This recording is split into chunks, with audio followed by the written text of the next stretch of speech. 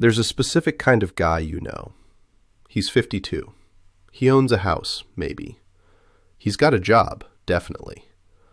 And on a Tuesday night, after his kid goes to bed, he's downstairs in the basement playing the same Nintendo game he played when he was 11, drinking a beer, and the look on his face is the most relaxed he's been all week.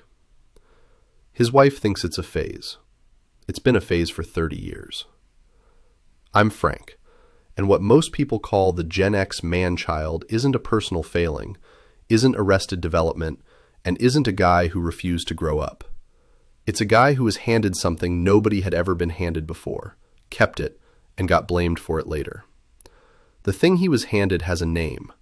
A psychologist studied your cohort in your 20s and built an entire developmental theory around what he saw, and that theory is now the dominant framework for how adulthood works in this country.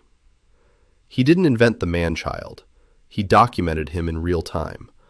And the rest of what you're seeing, the gaming, the hoodies, the avoidance of certain conversations, the way some of these guys go quiet at 45, that all traces back to one window of years where the rules of being a grown man got rewritten while you were inside them. Start with what these guys actually do, because if you walk it backward from the behavior, the cause shows up cleaner. A lot of Gen X men right now, in middle age, are spending real money on things that are explicitly tied to being a kid. Retro consoles, reissued cartridges, the exact toys they had in 1984, now in a glass case. Vinyl reissues of records they already own. Marvel movies, Star Wars. Generational gaming research shows that while younger generations have basically absorbed gaming into their identity, Gen X carries a heavy nostalgia spend, the franchise loyalty, the retro hardware market, the "I'm getting the thing I wanted when I was 12" purchase. The story isn't that they never grew up. A specific part of them did, and a specific part of them filed everything from age 9 to 17 into a vault labeled "This Stays." Now, that on its own is fine. Liking the stuff you liked as a kid is not a disorder. The interesting question is why this cohort specifically holds on to it so hard. The answer is that they were the first cohort whose adulthood didn't start when it used to. In 2000, a developmental psychologist named Jeffrey Arnett published an article in American Psychologist proposing a new life stage. He called it emerging adulthood. He said there was now a developmental window from roughly 18 to 29 that sat between adolescence and full adulthood, its own thing with its own rules. Identity exploration, instability, a focus on the self, a feeling of being in between, and a wide open sense of possibilities. 5 features. He laid them out clean.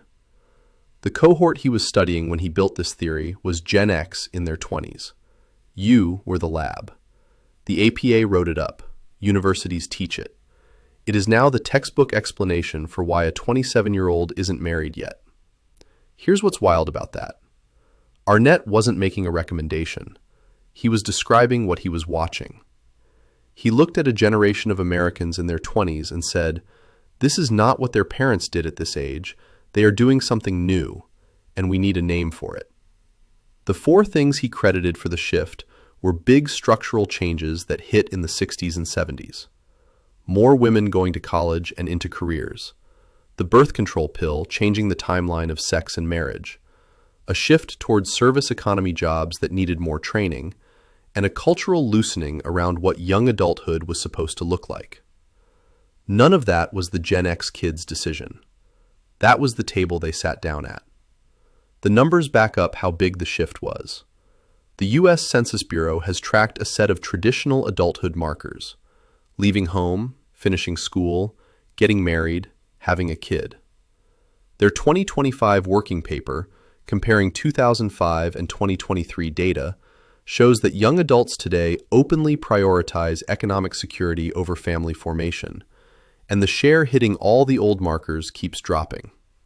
Bowling Green's National Center for Family and Marriage Research has done the same kind of comparison across 1994, 2004, 2014, and 2024, and found the same long slide on every marker. Gen X is where that slide steepens. You're the inflection point. So when somebody calls one of these guys a manchild, what they're actually pointing to is a guy whose timeline got moved by 10 years and who then kept moving with it. Pew Research did a generational father comparison. In 1968, 66% of silent generation men were living in a household with their own kids. By 2003, only 41% of Gen X men were living with their own children. In a couple of generations, fatherhood by default just stopped being default. Which raises a question. If you take fatherhood and marriage off the calendar of a man's 20s, what fills the space? For a lot of guys, it was the stuff they already loved. The games, the movies, the music, the friends from high school, the interior life of a teenager carried forward because nothing came along to replace it on schedule. This is where the clinical framing comes in, and you have to handle it carefully. There's a term, Peter Pan syndrome, that gets thrown around. It was coined by a psychologist named Dan Kiley in a 1983 book called The Peter Pan Syndrome, Men Who Have Never Grown Up. 1983. Right in the middle of Gen X's childhood. He was writing about their fathers and older brothers. The Cleveland Clinic is clear that the term never made it into the DSM as a recognized diagnosis. It functions as a pop psychology label for adult emotional immaturity, dependency, and resistance to grown-up responsibility. Useful as a description, not a medical condition. But in 2021, a researcher named Melik Kalkan and colleagues actually built a measurement scale for it. 22 items, 3 dimensions. The first dimension is escape from responsibility. The second is power perception, how the person sees themselves in relation to control and authority. The third is, plainly, never growing up. When Kalkan's team ran the data, they found these traits clustered with certain narcissistic features. Now, before anyone uses that word as a weapon, slow down. What it means in this context is a defensive orientation. A guy who built a wall around a younger version of himself and won't let anybody in to renovate it. That's where you have to ask the harder question. If a chunk of Gen X men are doing this, and a real chunk are, what were they walling off? Before I keep going, I've been working on something on the side. A book called Psychology of Gen X. It gets into a lot of this. The stuff that got wired into you young and what it's doing to you now. The patterns you can't quite explain about yourself. Links in the description if you want to look. And to everyone watching and sharing this stuff, genuinely, thank you. If you want to go a step further, there's a Patreon too. Subscribers get early access to videos with no ads, and you help keep the channel running. That link's right there as well. QR code's on screen. So, the wall. The thing inside it. University College London runs one of the longest running longitudinal studies in the world. They track entire birth cohorts through their whole lives. In 2016, they published findings comparing the 1958 cohort and the 1970 cohort, the 1970 cohort being core Gen X. At age 42, the Gen X cohort reported higher symptoms of depression, anxiety, and irritability than the older cohort had at the same age. The researchers noted the increase was more prominent in men. A 2021 follow-up, published in Psychological Medicine, found that roughly 20% of that 1970 Gen X cohort hit their highest ever levels of psychological distress in their 40s and 50s. The peak. Not as kids, not as teenagers. Now, in middle age. Picture this guy. He's the one who got handed the emerging adulthood decade. He spent his 20s in identity exploration, which the culture told him was fine. He hit his 30s. He may or may not have married, may or may not have had kids, but he definitely hit 30 with a different starter kit than his dad had. Then he gets to his 40s, and the data says he's quietly more anxious, more depressed, more irritable than the men a decade older than him were at the same age.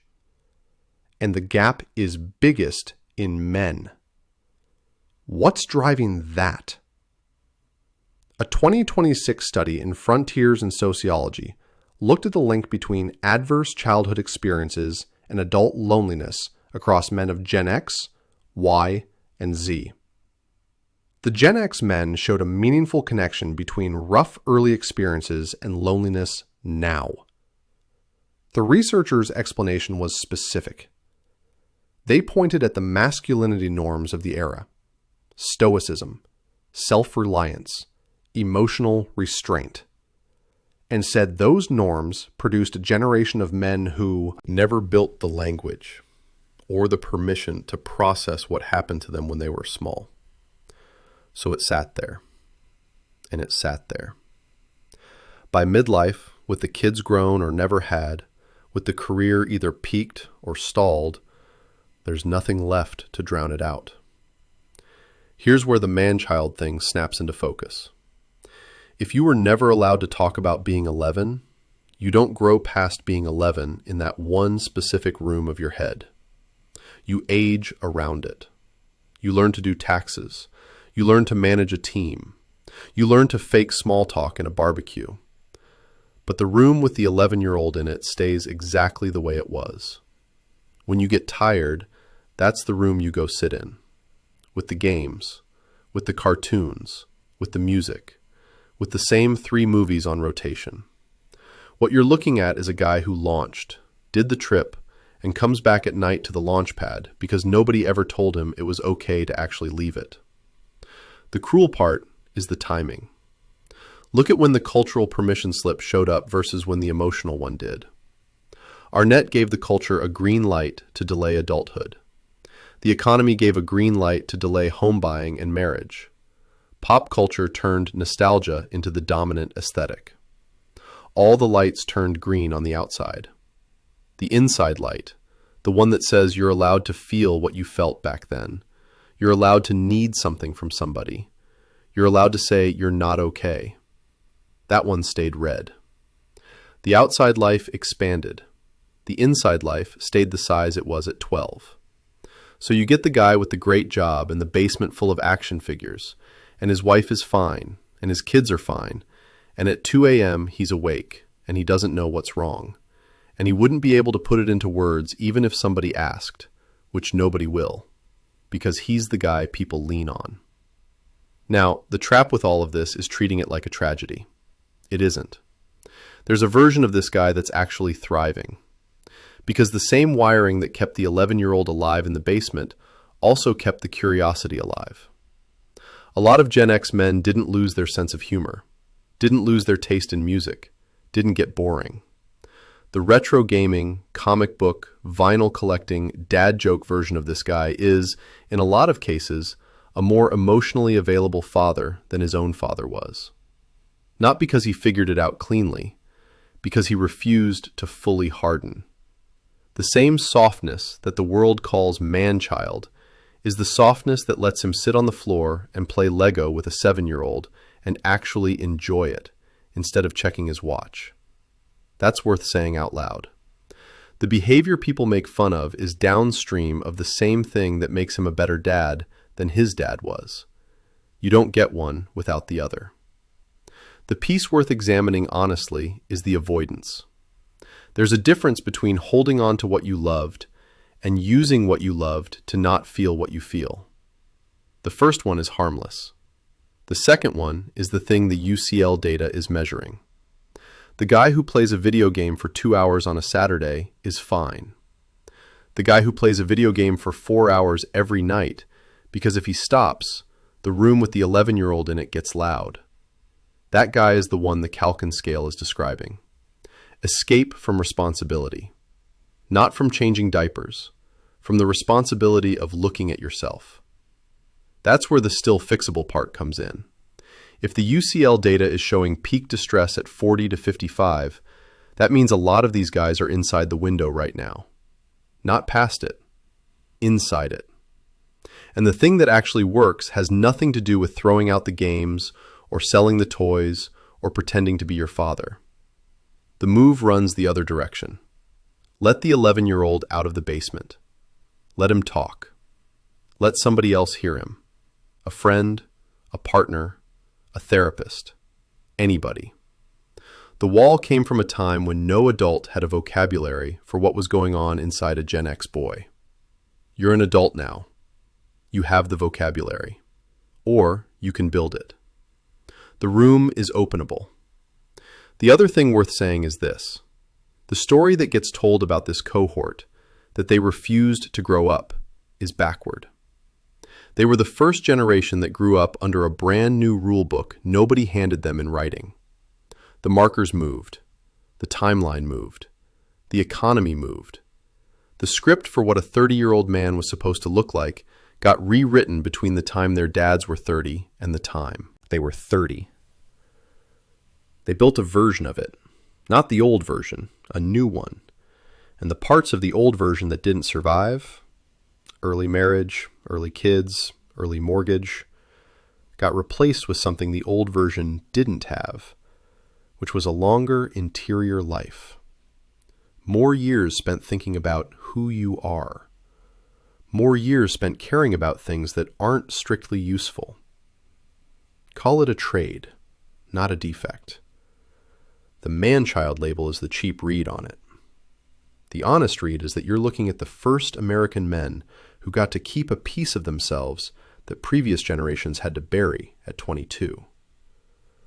Some of them held on to it well. Some of them are using it to hide. Most are doing both at once, on different days. If you only take one piece of this with you, take this one. The guy in the basement with the controller in his hand is running toward the only window of his own history that he was allowed to feel safe in. That's a different problem than the one the word manchild describes. The word makes it sound like a character flaw. The data says it's a coping strategy that worked well enough to keep him functional for 40 years. That's actually impressive engineering, done by a kid with no help. The question isn't whether to tear it down. The question is whether you still need it the way you needed it then.